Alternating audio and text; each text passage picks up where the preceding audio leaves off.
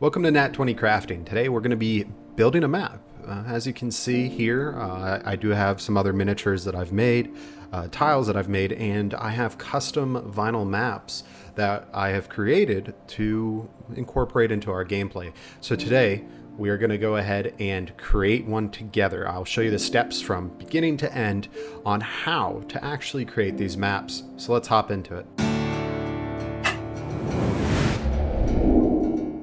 To start off, you're wanting to download this program. This program here is GIMP. It's a GNU image manipulation program, or GIMP, G-I-M-P. To start off, we're going to go to File, then New. Now, I personally enjoy playing on a 3 feet by 2 feet canvas. So for the table that I use with my DM games of D&D, I just do 36 by 24. So this is 3 feet wide, 2 feet high. So hit OK. And right now we're greeted with this white background. So let's add some grids, right? So grids, and this is pretty straightforward. You're going to go to Filters. You're going to go down to Render, Pattern, and Grid. Now, right off the bat, this isn't really to scale, right? There's hundreds of squares here, and realistically, we just want 36 squares this way and 24 squares this way. To do that, I found the sweet spot right here for a map of this size is 300. Now, you can play with it to figure it out, and these lines are a little thin. Some printers have trouble picking them up, so we're going to increase the pixel density to 10 there. Okay, and when you see these chains, it means the moment you change one, it's also going to change the other one. So let's hit OK. Now, right off the bat, our background is with grids. That's not what we want to do. So let's Control-Shift-N. Again, that's Control-Shift-N to create a new layer. And we're going to go ahead and go to Filters and Repeat Grid. Now that means you can see we have a grid pattern there. The white background really doesn't matter anymore. I can just go ahead and delete that. So let's go ahead and start making our map. It's pretty straightforward. Again, keep these layers separate from each other. So again, one more time, Control-Shift-N. And this is on top of the grid, right? So you can double click, name this grid if you want to stay a little bit organized. And depending on how detailed your maps are, you do want to keep organized. The grid I always try to keep on top unless I have trees or rocks or something that really characters aren't going to be moving onto, maybe under. But let's go ahead and start off. So I like starting on a white background, right? It's always nice to have a white canvas. And I'm going to go to Open to Layers, and I've already actually got some textures that I've pulled off the internet that I'm going to load in. Now, these are more or less your color palettes. You can do this with anything. I've also got some grass here. And if you really want to get into it, you can also go and find a PNG or transparent background compass to go ahead and stick into the corner here. Using Control, you can zoom in to the actual image, as well as using the mouse wheel.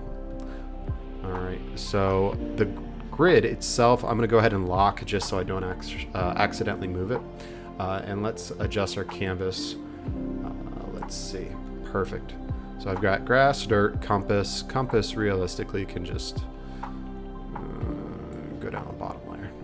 Just ignore it for now. I also always make a alpha layer just so and just personal preferences.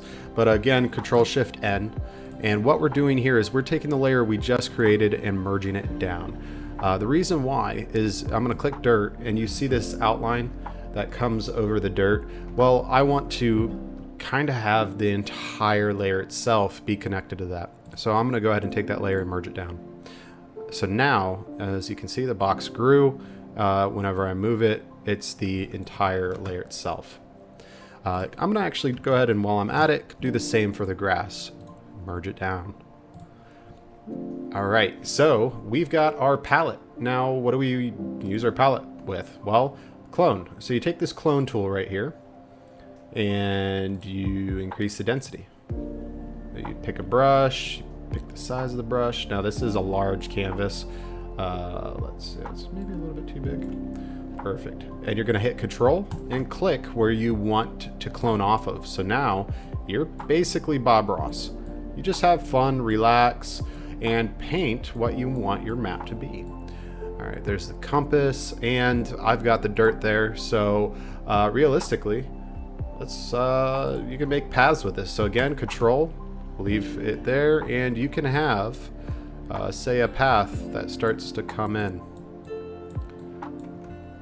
And you can do whatever you want here, but again, I always keep extras. So to give you guys an example, you could do something like this with your map, where you have your dirt roads, you could do water features, you can do the tops of trees.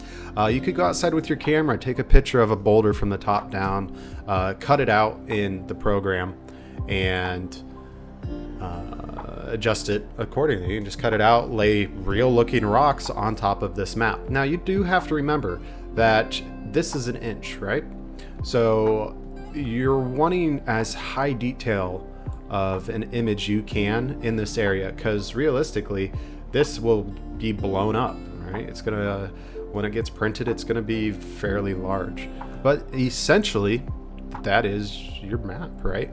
So I'm gonna finish this off, and I'm actually going to call this area a sort of like a grounds, right? Where you're going to have maybe a house or something that sits on top of this out in the woods, or grasslands, hills, whatever it may be. Let's see, right there. The path leads into it, and the only way to go past to get to the other side is through there. You can use dodge and burn to add in a little extra detail. That is this button here, dodge and burn, or shift D. Shrink your brush a little bit, and you can come in here and darken up the sides if you want to just add that little extra layer of detail into the actual map itself. Sort of like you know, this is the part of the grounds where not many people walk on. The area that people have treaded on is you know, a little bit fresher than the sides here. Again, you can do this anywhere on the map, even on the grass itself, to maybe indicate that there's a rise on this hill here that you have to climb up. And this is a dodge and burn, so you can go over to dodge, and this right here is going to highlight it, right? So now you've got maybe a little tiny hill. You could do rolling hills if you wanted to, but that's essentially the map. Now, for convenience sake, you're always wanting to merge everything together. So you're going to go over to the top one here, merge visible layers, and clip it to the bottom. We'll just expand as necessary. We've made everything to scale, and it should be 1. What you're going to do from there is go ahead, export, and you're going to export it as a PDF. But if you are wanting to download them, let me know in the comments down below. And just everyone have a great day.